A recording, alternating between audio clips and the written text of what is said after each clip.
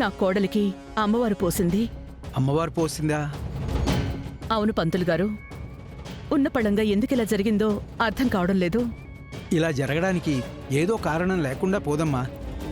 ఒక మాట చెప్పండి, అమ్మవారు పోసే ముందు అమ్మాయి ఎక్కడికైనా వెళ్ళిందా? అవును పంతులు గారు. తప్పని పరిస్థితుల్లో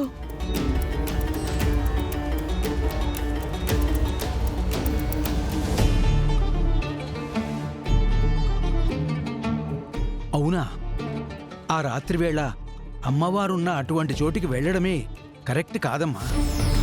అమ్మవారి శక్తి ఆరా ఆ ప్రదేశం అంతా వ్యాపించి ఉంటుంది. ఆ ప్రభావం బహుశా మీ కోడల్ని తాకి ఉండొచ్చు. అదేమైనా ప్రమాదమా పంతులు గారు? ప్రమాదమా అంటే అది తగిలిన ప్రభావాన్ని బట్టి ఉంటుందమ్మా. పరిస్థితి విషమించేది తెలీదు, విత్తులోనే బాధ తగ్గిపోయేది తెలీదు. ఏది ఏమైనా నివారణ చర్య లేకుండా ఏ బాధ తగ్గించలేము. ఇలా మీరు తీసుకెళ్లిన వేపాకులతో చిన్న ఉపశమనాన్ని కలిగించగలం, కానీ పూర్తిగా మీ కోడలి కష్టాన్ని నివారించలేమమ్మా. అయితే నేనిప్పుడేం చేయాలి పంతులు గారు? పూర్తి నివారణ మార్గం ఏంటి? అమ్మవారిని శాంతింపచేయాలమ్మా.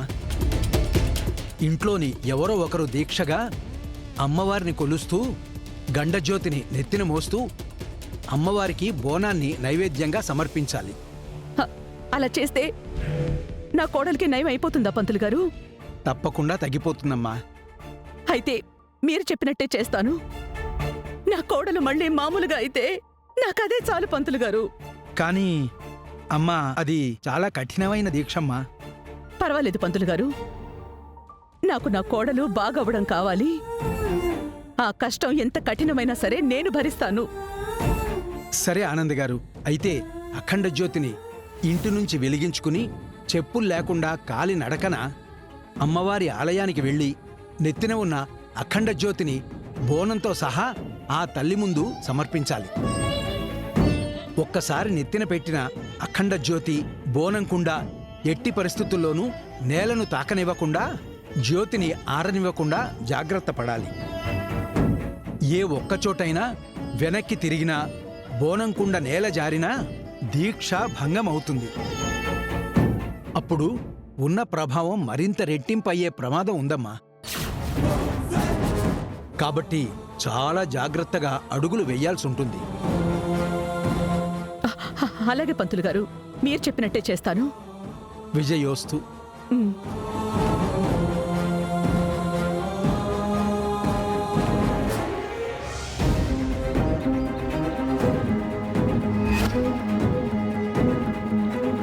అమ్మా, ఈ వేపాకు తీసుకెళ్లి నూరుకుని తీసుకురా. వెళ్ళు. అలాగేనమ్మా. అక్క, తను పడుకోవడానికి వేప కొమ్మలు సిద్ధం చేశాను. తనని పట్టుకో, అక్కడికి తీసుకెళ్దాం. అలాగే ఆనంద.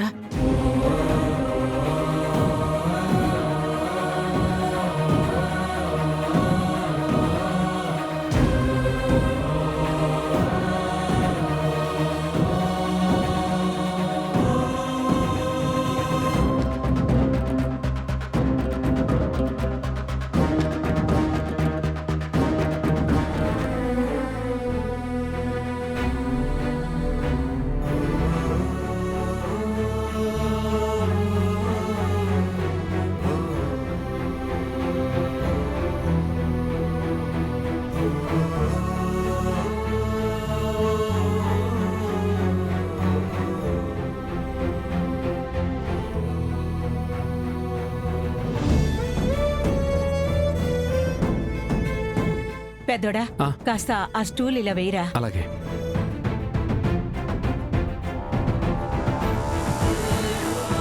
అక్క, ఇందాక పంతులు గారిని కలిసి శరణ్య పరిస్థితి చెప్పానక్క.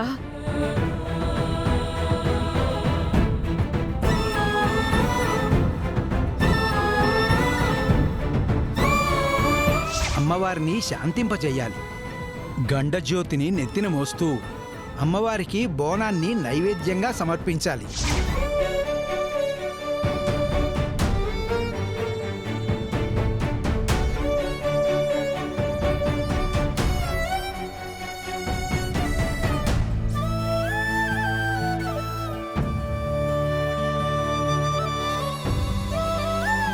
నేనిప్పుడు దీక్ష తీసుకోబోతున్నానక్క. కష్టం ఎంతైనా సరే ఆ అమ్మవారు కరుణిస్తుందన్న ఆశతో ఈ కార్యక్రమాన్ని మొదలు పెడతాను.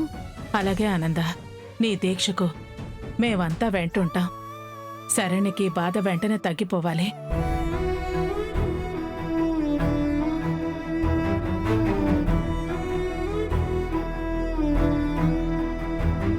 ఇంకేంది మే, కంటెంట్ దొరికినదిగా.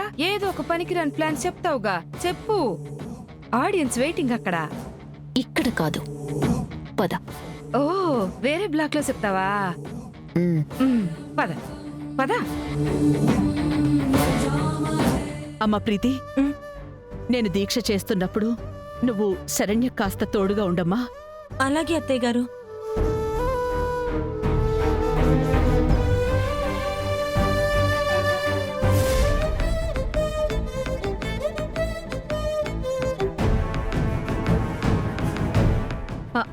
అనన్య, ఆవిడ దీక్ష చేస్తే శరణ్యకి క్యూర్ అవుతుందా?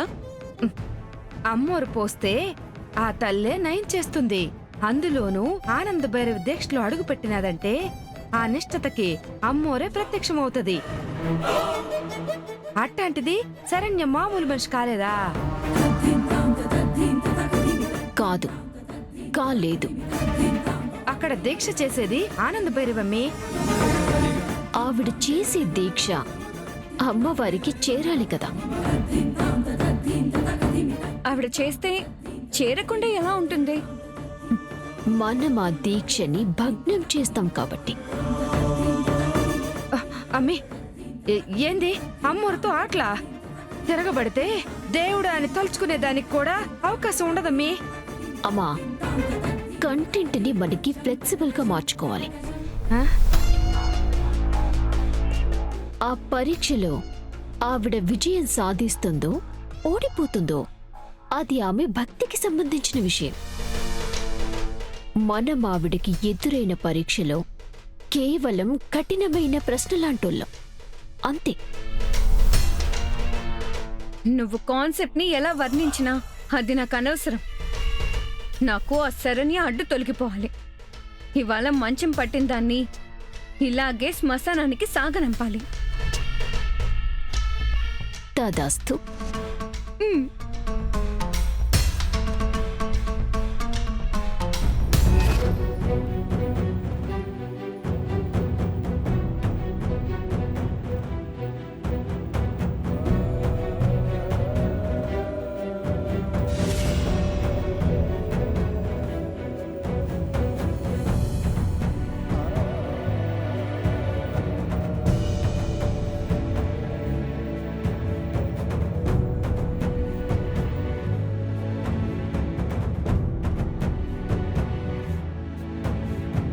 శరణ్య, లే.